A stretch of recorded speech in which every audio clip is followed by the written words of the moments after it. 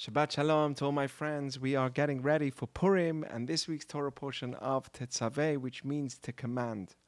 What's very interesting about this week's Torah portion is that last week, where it was talking about the building of the temple, that was called Terumah, which means to donate, to give. And there, the language was very soft. Me'et kol ish asher yidevenu libo. Everyone, whoever, whatever you want, give a donation to the temple. Kesef, zahav, nechoshet, tchelet, agaman, silver, gold, copper, purple wool, all different colors, very expensive materials, avnei shoham, the most expensive types of stones that are impossible to find. This is the commandment that we see in last week's Torah portion, which is, v'yikchu li terumah. Everyone can take for me a donation, whatever each person wants. Even though Hashem asked for expensive things, there was no real commandment.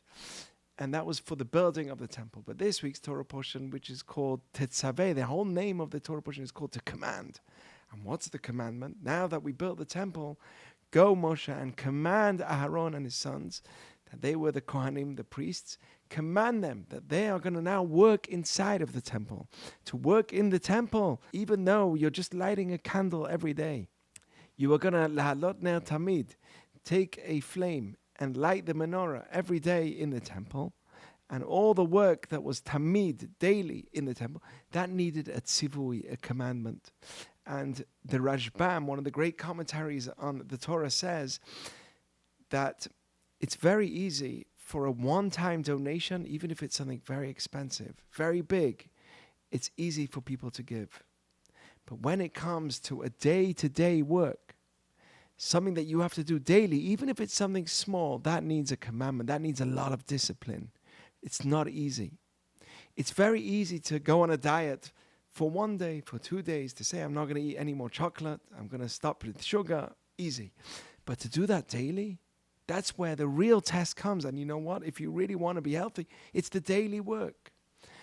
That's why David HaMelech says in Tehillim, Mi ya'aleh behar Hashem or mi yakum bimkom kodsho. Who is the first stage is who can go up the mountain of God. The second stage is mi yakum bimkom kodsho, but who can stay up there? You've gone up, great. You did greatness the first time, great. And itchadshut, newness, is something we should always look for. But there's also some value in consistency, day-to-day work. And if you look at the story of Purim, it's very similar. What was the story of Purim? The Jewish people originally came out of Egypt. Then they saw miracles. Wow. Then they got the Torah. Then they went into, it was a struggle, but they made it. They went into the land of Israel. And then they saw miracles, the prophets, the Nevi'im, Shoftim, the greatest things. And hundreds of years later, they get the temple. Shlomo HaMelech, the greatest of all.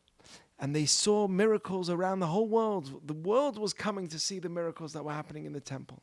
And it's all mentioned in this week's Torah portion. The miracles of the Kohen Gadol, of his avnei shoham, and the choshen, and the breastplate that he had, and the stones, and the different colors, the urim v'tumim, they would actually communicate and know if they should go into war, all in this week's Torah portion with the holy vessels that they had in the temple.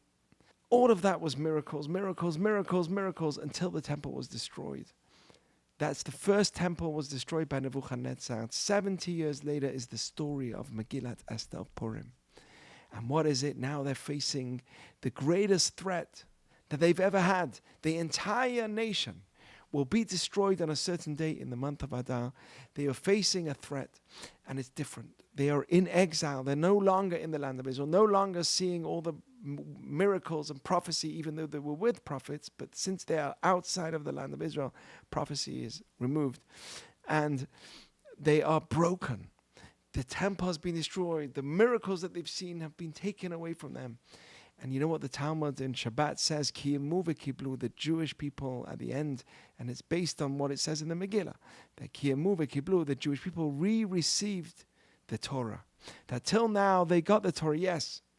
And they saw, but that was only because they all saw miracles. It was all a one big, huge beginning of miracles that they saw. But now, in exile, in a hidden place where you don't see the revelation of God like they used to. That's why the Megillah doesn't have God's name in it. In this story, we see the great miracle of the Jewish people remaining strong with their faith. They had emunah even in the darkest of places. And that's a new level of accepting Judaism that no one else was able to accept before. Similar to the idea of this week's Torah portion called Tetzaveh, which is about the consistency. Consistency needs a commandment. That needs real discipline. But a one-off donation, that doesn't need discipline. For the Jewish people to be in a place of exile and still be consistent with their commandments and God, that was another whole level. My blessing is to everybody that we should be able to be strong in not just the beginnings, but also, and we should look for beginnings. That's good. Itchadshut is something which is good. Always looking for newness. But also to be mindful of the power of consistency.